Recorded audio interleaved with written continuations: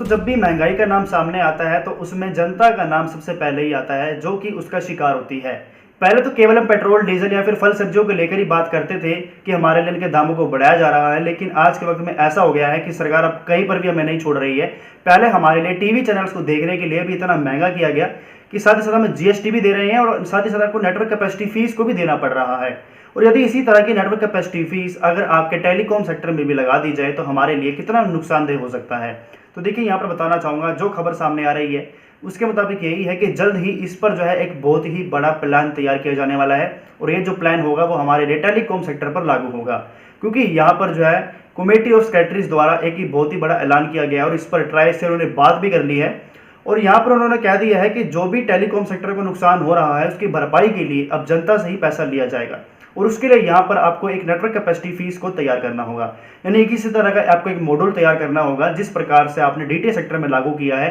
कि हर 100 चैनल्स के ऊपर जो भी हम कोई भी चैनल लेते हैं तो उस पर नेटवर्क कैपेसिटी फीस को देना पड़ता है। तो उसी तरह से यहाँ पर भी टेलीकॉम सेक्टर में भी आपको इसी तरह का कैप तैयार करना होगा, जो कि सभी कस्टमर के लिए लागू होगा, यानी केवल जियो के लिए नहीं बल्कि जो आपका वोडाफोन आइडिया है, एयरटेल है या फिर कोई भी अन्य कंपनी का टेलीकॉम ऑपरेटर है, तो उन सभी के लिए लागू होगा। और यहाँ पर जो है आम जनता के लिए एक ऐसा नियम तैयार किया जाएगा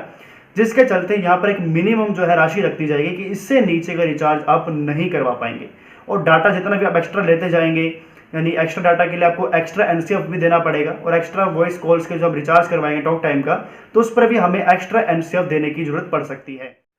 दोस्तों, आज के वक्त में टेलीकॉम सेक्टर जो है वो हमारे लिए आर्थिक संकट से गुजर रहा है और इसी के चलते यहाँ पर ट्राई से एक बहुत ही बड़ी राय ली जा रही है कि हम चाहते हैं कि यहाँ पर भी हमारे लिए एक एनसीएफ मॉडल तैयार करके लागू किया जाए, जिससे हमारे लिए जो इनकम सोर्स जनरेट होगी उसी से हम अपने आप को सर्वाइव कर पाएंगे। क्योंकि यहाँ पर जो है कंपनीज का ये कहना है कि यदि इस तरह का मॉडल सरकार द्वारा तैयार ना किया गया तो हमारी जो कंपनीज है वो बंद हो जाएंगी, क्योंकि यहाँ पर एयरटेल हो गया या फिर आपका वोडाफोन आइडिया हो गया, इन पर सबसे अधिक जो है वो कर्जा चढ़ा हुआ है और ये जो है उसको उतारने में नाकाम हो रहे हैं। और यही कारण है कि यहाँ पर इन सभी के लिए एक नया मॉडल को तैयार किया जा रहा है, जिससे हमारे लिए जो फ्री कॉलिंग है, यानी जो वॉइस कॉल हम बात करते हैं, जो कि हमारे लिए बिल्कुल अनलिमिटेड कर दी गई है, उस पर भी रोक लग जाएगी और वह हमेशा के लिए बिल्कुल ही बंद कर दी जाएगी। और यहाँ पर जो है आपको कॉलिंग के लिए पहले की तरह जिस प्रकार से हम पहले रिचार्ज करवाया करते थे उसी प्रकार से आगे भी आपको करवाना पड़ेगा। और डाटा चार्जेस भी यहाँ पर भी आपको काफ़ी कुछ बड़ी रकम चुकानी पड़ सकती है। लेकिन इसका जो नुकसानदेह होगा वो केवल एयरटेल वोडाफोन आइडिया वालों के लिए ही होगा,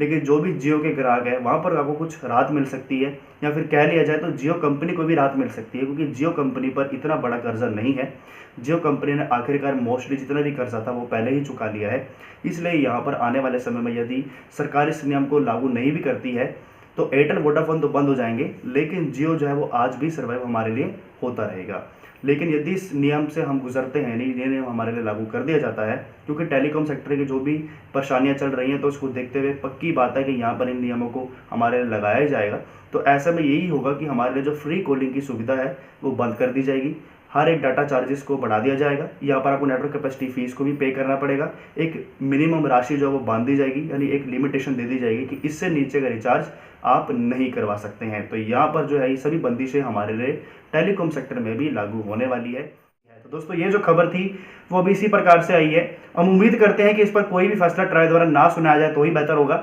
अगर इस पर कोई फैसला ले लिया गया या फिर एनसीएफ को यहाँ पर भी लागू कर दिया गया तो आने वाले समय में हमारे लिए मोबाइल को भी चलाना बहुत ही मुश्किल होने वाला है। दोस्तों, इसी तरह के वीडियोस पाने के लिए कृपया करके चैनल के साथ आज जुड़ जाइए, सब्सक्राइब जरूर कर लीजिएगा और वीडियो को लाइक शेयर अपने दोस्तों के साथ जरूर कर लीजिएगा। नमस्कार।